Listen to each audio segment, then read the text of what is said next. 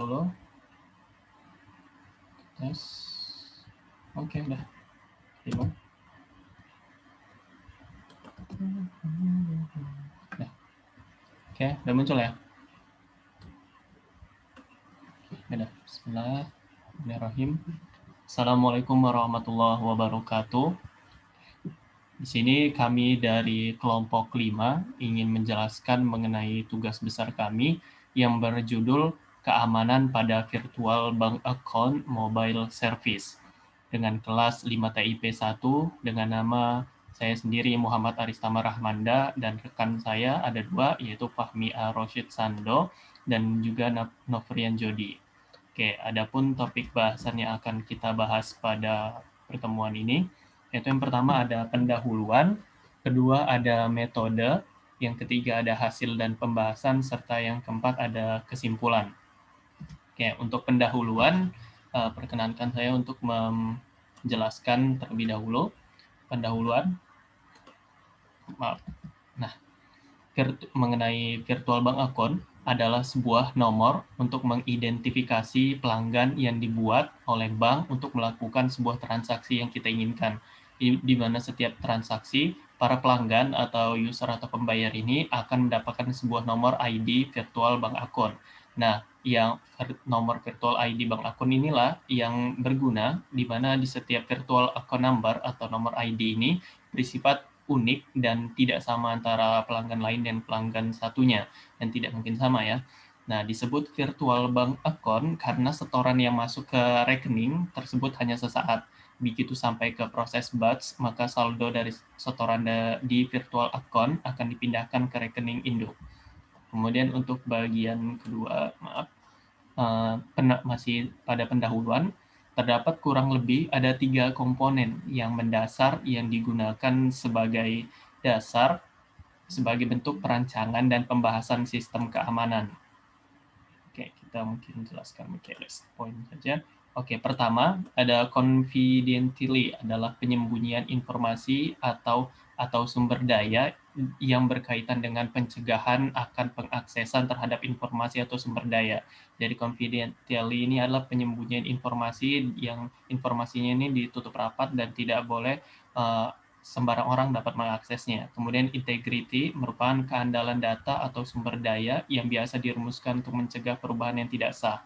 Dan ketiga, availability atau ketersediaan merupakan kemampuan untuk menggunakan informasi atau menyediakan informasi yang diinginkan. Kemudian, adapun metodenya, metode pada bagian metode ini, sistem keamanan menjadi peran yang penting bagi layanan virtual bank account.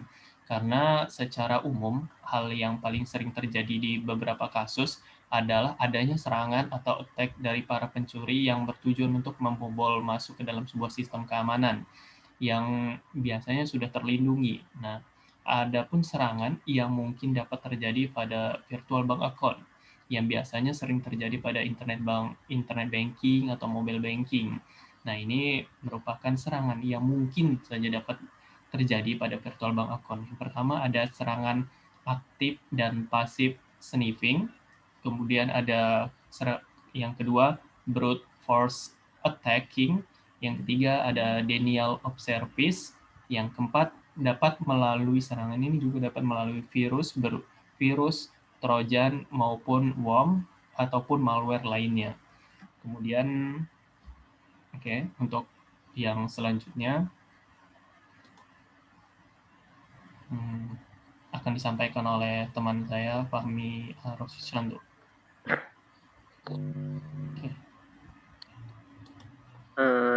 Saya akan melanjutkan tentang metode yang kedua. Ini ada cara meminimalisir peretasan. Yang pertama itu tidak memberikan nomor pengguna kepada sembarang orang atau web. Yang kedua, tidak tertipu oleh aksi-aksi serangan yang dapat menyadap alat elektronik kita sehingga dapat diambil oleh peretas.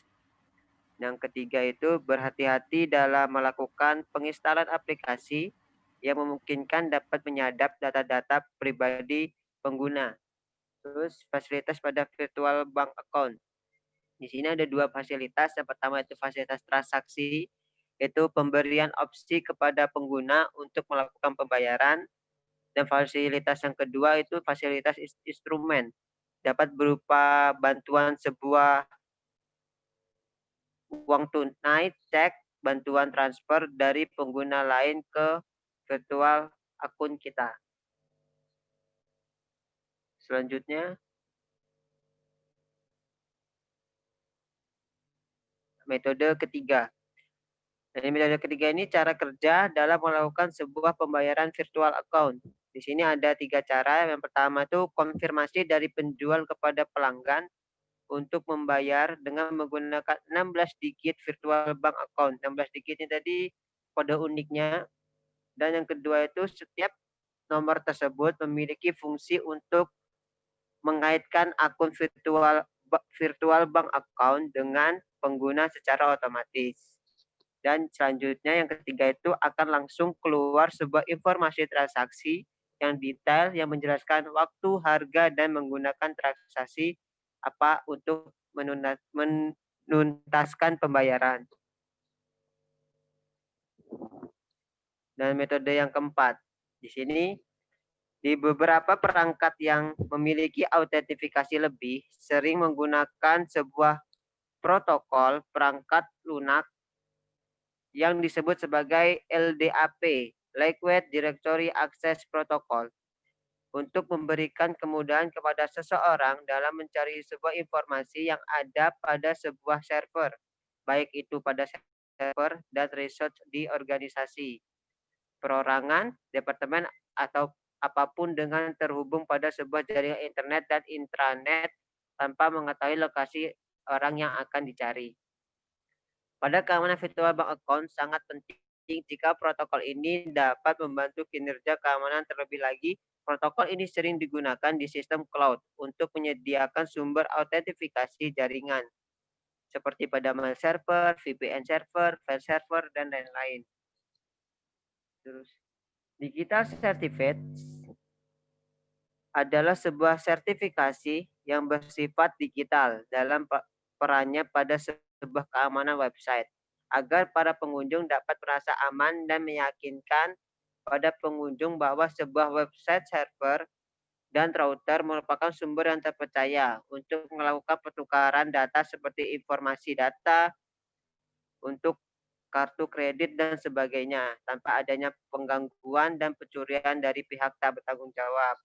Selain digital sertifikasi, terdapat juga digital signature yang merupakan sebuah sistem keamanan kriptografi yang bersifat simetris dengan menggunakan sebuah algoritma DES, data encryption subkitar, untuk menguji sebuah keaslian dari sebuah dokumen.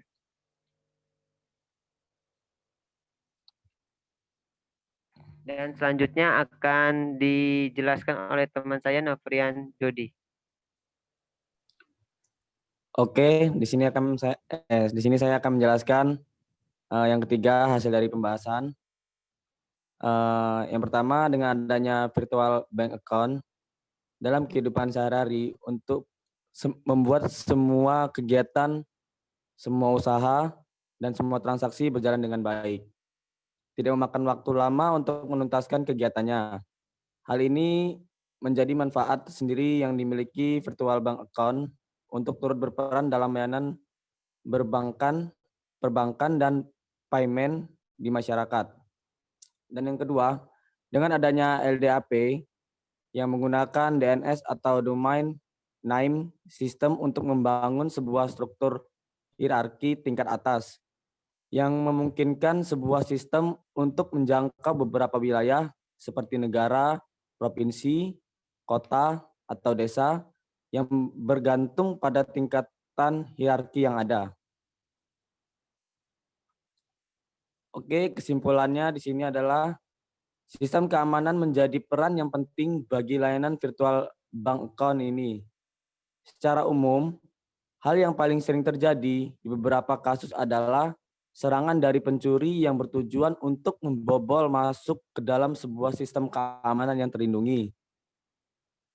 Karena dengan hal tersebut, seorang pencuri dapat mengambil apapun, baik itu data atau uang, untuk keperluan pribadi atau kelompoknya. maka penulisan akan sedikit memaparkan beberapa ancaman yang mungkin dapat terjadi pada layanan virtual bank account. Di dalam sebuah layanan virtual bank account, terdapat beberapa fasilitas yang pada dasarnya hampir sama dengan fasilitas yang terdapat pada kegiatan transaksi, biasanya baik itu di bank. Hanya saja yang membedakan antara layanan ini dengan transaksi biasa adalah jika virtual bank account dapat digunakan kapanpun dan dimanapun, tidak terbatas pada tempat dan waktu, karena adanya layanan internet yang mendukung fasilitas layanan 24 jam. Oke, sekian. Saya kembalikan pada moderator, Aris. Oke, baik. Terima kasih atas penjelasan dan pemaparan dari Kak Fahmi Arosid Sando dengan NPM 18 11 01 01 37. Ya, maaf. Dan juga dari teman saya Fahmi Arosid Sando mengenai sistem keamanan pada virtual bank account mobile service. Maaf. Nah, sabar. Ini nggak bisa dibalikin pokoknya dia. Nah, ini dia. Oke. Sekian penjelasan atau presentasi dari kami, kelompok 5, yang membahas tentang keamanan pada virtual bank account mobile service dalam rangka memenuhi tugas besar mobile security, pembuatan artikel dan presentasi, serta pengecekan data-data. Terima kasih. Mohon maaf apabila ada kesalahan. Kami akhiri. Wassalamualaikum warahmatullahi wabarakatuh. Waalaikumsalam warahmatullahi wabarakatuh. Terima kasih.